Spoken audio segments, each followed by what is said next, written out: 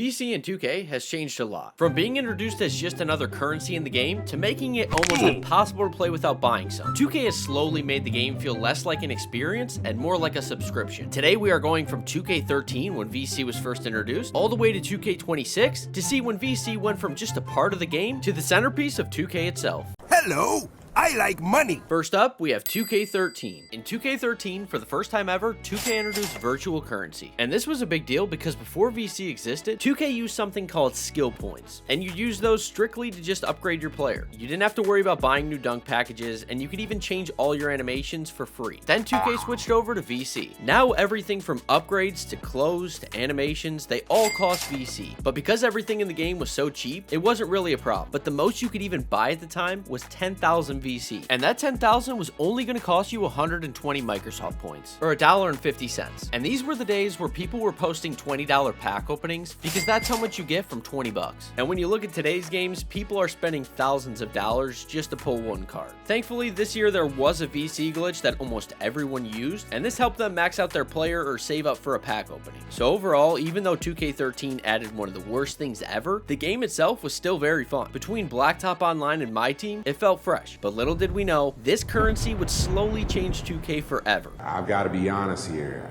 I don't think we're headed in the right direction at all. And that brings us to 2K14. 2K14 was the first 2K on next-gen consoles, and even though VC was back, it still didn't feel that bad yet. You could still grind your player without even having to pull out your wallet. And upgrading your guy to an 85, that only cost around 65,000 VC. But if you still wanted to buy VC, that option was still there. On current gen, the most you could get was 50,000 for $10, but on next gen, they started switching things up. Now that same $10 only got you 35,000, and the highest amount you could buy now was 80,000 for $20. But 2K didn't stop there, and they slowly started making things more expensive. In 2K13, MyTEAM packs would cost you around 1,500 to 3,000 VC. In 2K14, they would now cost over 10,000 VC. And on next gen, a gold pack was going to cost you around 13,000. A significant increase. The problem we didn't realize with VC this year is that it felt like 2K was conditioning players to spend VC on everything in the game. From buying packs in MyTEAM to changing your jumper or getting new animations, no matter what, there was always an amount in the corner waiting to charge you before you went through with it. So overall, 2K14 showed us that VC was here to stay, and it was going to be the new currency for 2K going forward. And even though VC wasn't ruining the game yet, things would get significantly worse. This story has gotten out of control. We need to end this now. Next up, we have 2K15. By the time 2K15 dropped, VC wasn't new anymore, it was just part of the game. But this was the first year 2K really started experimenting with it. You were now able to buy 200,000 VC, and that was going to cost you $50. And that was a pretty big jump after the most you could buy last year was 80,000 for $20. And on top of that, they were still finding more and more ways for you to spend it. Whether it was new park clothes, fresh MyTEAM packs, or even certain park rewards that you had to grind for like a mascot. And don't forget your player, because that was going to cost you around 100,000 VC just to get to an 85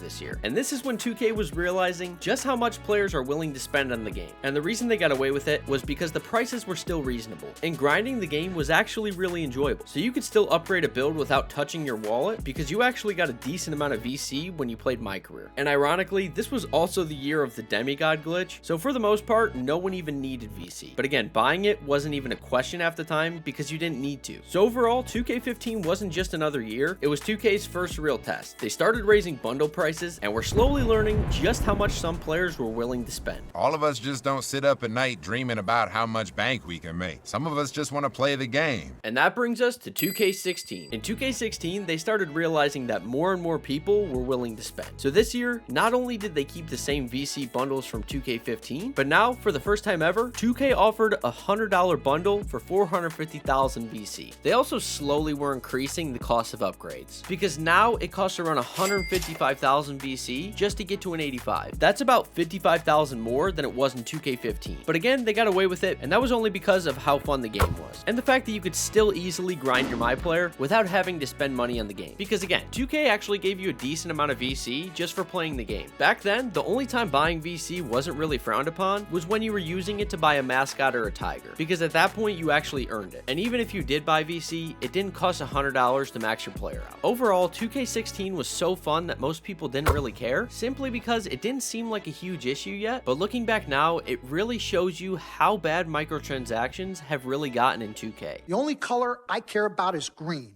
Money.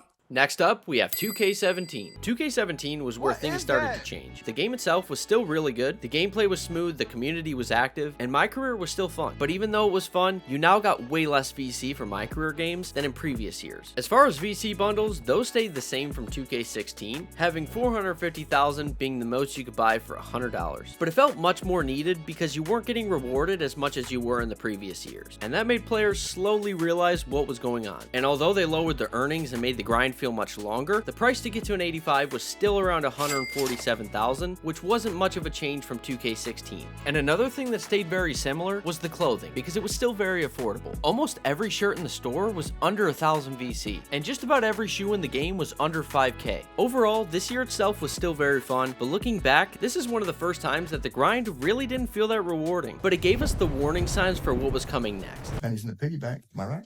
Pennies in the piggy bank, pigs, bucks, Bruce. Yeah. When things started to get really bad, 2K18. 2K18 was the year that changed everything, and not in a good way. Just about 5 years after VC was introduced, 2K managed to change it from just a part of the game to the only thing that mattered. Almost everything you did cost VC, and when the game first dropped, they were even charging thousands of VC for a haircut. Luckily though, the community tore them apart, and they eventually would drop that to 100 VC. And earning VC this year, that was an absolute joke. MyCAREER games, you'd normally walk away with maybe 600 to 700 VC. And they not only gave us way less VC, they also raised the price of how much it costs to upgrade your player. In 2K17, it was around 147,000 VC to get to an 85, but in 2K18, it would now cost around 188,000 just to get to an 85. And this year, they also slowly were increasing the price of clothing. From almost nothing in the store being over 1,000 VC, now they had shirts going for around 2,500. And they even had a pair of glasses that were now going for 5K. And one of the craziest changes this year was tattoos. They went from hundreds of VC to thousands of VC, which is just insane. As far as buying VC, that at least stayed the same at 450,000 VC for $100. But again, it felt worse than ever because everything was so expensive and the grind was the slowest it's ever been. Overall, 2K18 was one of the worst 2Ks ever made, and microtransactions and VC played a big part of that. Yada, yada, yada.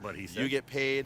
Everybody's happy. And that brings us into 2K19. When 2K19 dropped, it actually felt like a breath of fresh air. For the first time in years, it seemed like 2K was trying to make things right. You earned solid amounts of VC from MyCAREER games, endorsements, and also events, but 2K kept the cost to reach an 85 overall roughly the same as 2K18, around 190,000 VC. So it was still a grind. But this year, at least it was a lot more achievable without a wallet. And this year, they also rewarded players with some of the most fun ways to earn VC. They did that by adding dodgeball and trivia to the neighborhood. Trivia gave players a chance to split a jackpot worth hundreds of thousands of VC, and that was every night. And then there was dodgeball. That's where you could win 25,000 VC if you were able to win. But it didn't stop there, because for the first time ever, 2K added a daily prize wheel where you'd spin the wheel each day and you'd get rewards. It finally felt like 2K was rewarding you for playing instead of punishing you for not spending. And overall, after 2K18 nearly ruined the series, 2K19 reminded everyone why they loved 2K in the first place. You sure you good? Yeah, I'm good, man. We got what we needed. Okay, cool. Sounds good. That brings us to 2K20. After 2K19 got things back on track, 2K20 took it even further. For once, it felt like 2K was listening. To upgrade your player to an 85, that was still going to cost around the same, around 190,000. But even though the costs were the same, they still kept earning VC feeling fair. Whether you were playing MyCAREER, hitting the daily spin, trying to get a trivia win, or even playing MyPLAYER Nation, you could build a solid player without ever needing to buy VC. But of course, there were still some bad parts. One of the worst problems being the clothes were still getting more expensive. I mean, the same exact pair of glasses from 2K18 that were 5,000 were now 7,500. Another pretty solid increase. And even though it was copy and pasted from 2K19, the neighborhood was still tons of fun. And it stayed fresh throughout the whole year with events and seasonal changes. And gameplay wise, most people remember 2K20 as one of the last truly fun 2Ks. It wasn't perfect, but it struck a balance. VC mattered, sure, but it didn't control everything. You could actually enjoy the grind instead of fighting it. And looking back, 2K20 feels like the end of an era. The last time 2K felt like a video game first and a business second. Just a touch more. That'd be $3,000 plus tip. $3,000. Dollars plus tip. The year of the city, 2K21. When 2K21 dropped, this was the first year that they dropped on next-gen consoles. But something about this year just felt off. On next-gen, 2K removed almost every fun way to make VC. Things like trivia and dodgeball only stayed on current-gen, so all you had to earn VC was MyCAREER and online games, and that got boring pretty quick. And 2K made things even worse because after removing a lot of the fun features from the game, they also added more ways to spend VC. They did that by introducing the city, which came with a ton of new stores. And again this year, the clothes were still very expensive. So even though it cost around the same to get to an 85, around 190,000, it honestly felt way worse because earning VC was such a grind. So upgrading your player just wasn't fun. Meanwhile, on current gen, things still felt like classic 2K. The neighborhood was smaller, the events still worked, trivia was alive, and the gameplay felt a lot smoother. Next gen looked like the future, but it didn't feel like it. So overall, 2K21's VC felt about the same, but 2K somehow found a way to make the next gen games feel like they were moving in the wrong direction. Money, whenever you need it,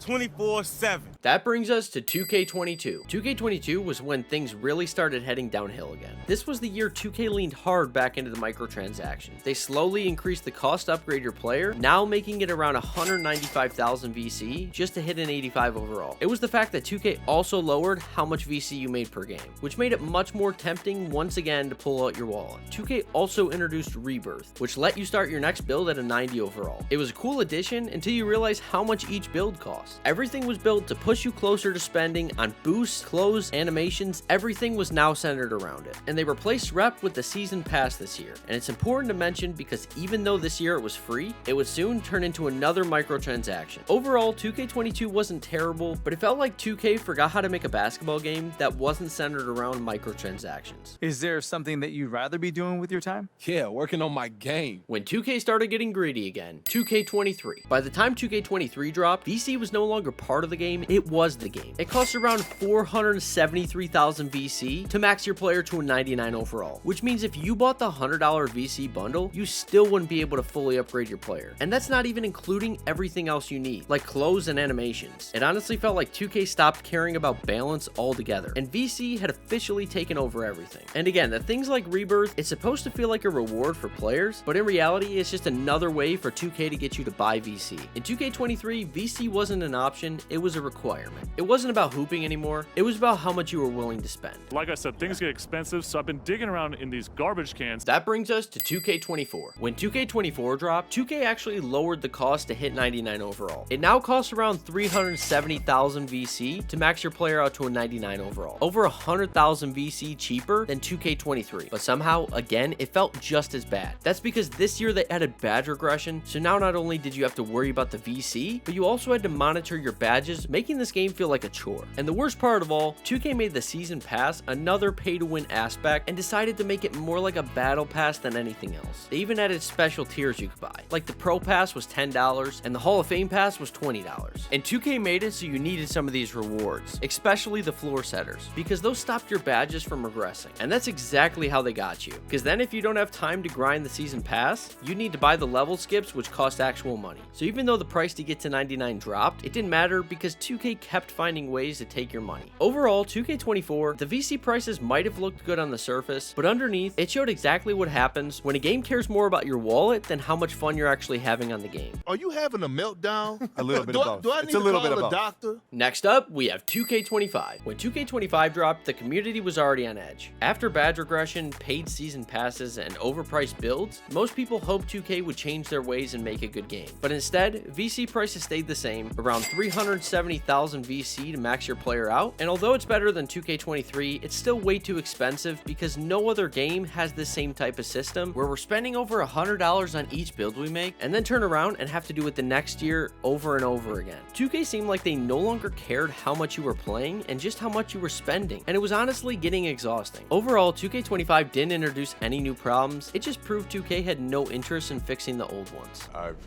given everything to this game. And to complete our list, 2K26. After more than a decade of VC getting worse every year, it's still around 370,000 VC just to hit 99 overall, but this year they added things like Rebirth tiers, so the more you spend, the more you get, making this game even more pay to win. But if you think about it, there's no game that's even close to 2K's microtransaction, just to lose our players and do the same thing at the start of the next game. The constant microtransactions, the recycled game modes, the patches that kill the game each year, it all is starting to add add up. And players are finally starting to realize 2K didn't just build a game anymore, they built an economy. And while it's hard to say if anything will actually change, one thing's clear. 2K clearly shifted its focus from the players to the profits. That leads us to the most important part of the video. When do you guys think VC got so bad? Let me know in the comments down below. Hope you have a great day, and remember, stay saucy. Ever since I can remember, I've been popping my collar,